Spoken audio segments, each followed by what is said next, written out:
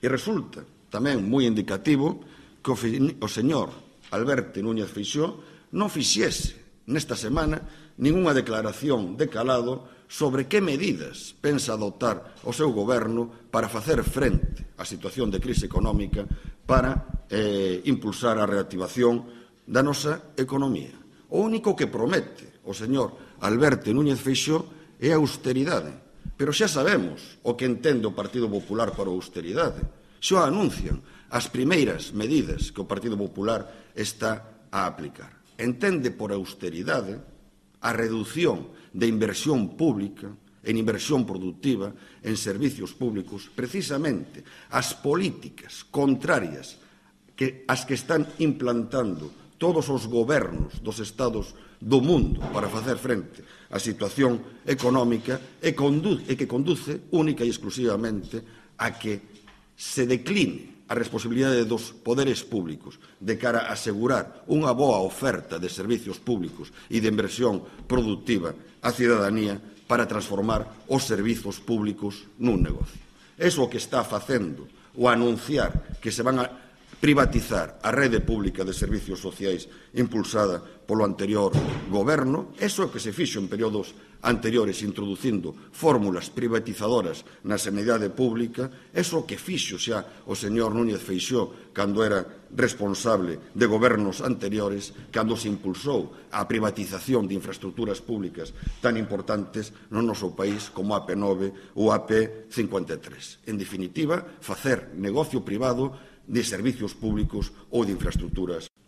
Desde o noso punto de vista, estamos ante unha regresión gravísima que pon en evidencia cal é a verdadeira intención do Partido Popular: acadar a total marginalización da lingua galega na sociedade, confinalo claramente a unha lingua de segunda. O modelo que anuncia o señor Núñez Feixóo, en primeiro lugar, é un modelo inviável. Conduciría á implantación de dous sistemas paralelos, un en galego e outro en castelán. En definitiva, unha política de guetos que repugna a conciencia de calquer formación política que se reclame do galeguismo.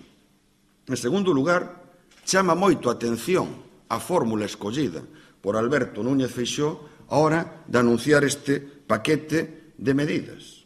Fixo no transcurso dunha entrevista co señor Jiménez Los Santos e co señor Pedro J. Ramírez. Por se houbera algunha dúbida, é a constatación de que o futuro presidente de Galiza, a política para Galiza, dítalla a dereita máis cavernícola de Madrid. E o feito de que acaba de transcender de que o señor Núñez Feixóo fixo a súa campaña nun coche de alta gama cedido gratuitamente pola multinacional PSA, pola multinacional Citroën. O señor Núñez Feixóo, desde hai 4 anos, está utilizando un coche de alta gama cedido gratuitamente por esta multinacional. E, ademais, o fixo sin dalo a coñecer a opinión pública, ocultándollo a opinión pública. Se este non era un feito reprobável, se este non é un feito éticamente criticável, porque o señor Feixóo mantivo este feito en secreto. E eu fágovos unha pregunta.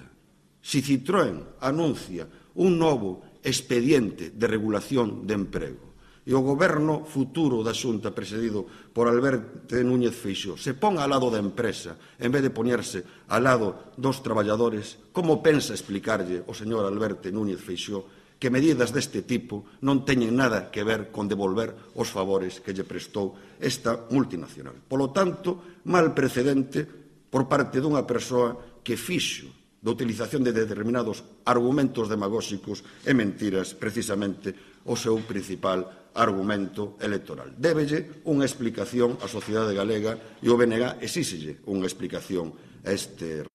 Teño que dicir que a paciencia do BNG ten un límite. Non é posível que voceiros do Partido Socialista pretendan agredir o BNG e ao mesmo tempo lle pidan ao BNG que apoie o goberno central en Madrid. Estas dúas coordenadas non casan e, polo tanto, pedímoslle ao Partido Socialista un proceso de debate sereo e democrático como tamén vai ter o BNG. Para o BNG, o goberno bipartito foi unha experiencia globalmente positiva para Galiza, aínda que é evidente que se cometeron erros a hora de explicar a acción política dese goberno e a súa direccionalidade de futuro, a hora tamén de responder a determinados ataques, cometéronse erros tamén noutras facetas que compren ser analizados, pero nos merece unha valoración positiva global, como tamén nos parece unha valoración positiva global os gobernos de coalición existentes na maioría das cidades galegas. Por suposto que tamén é necesario introducir elementos de mellora destes gobernos de coalición.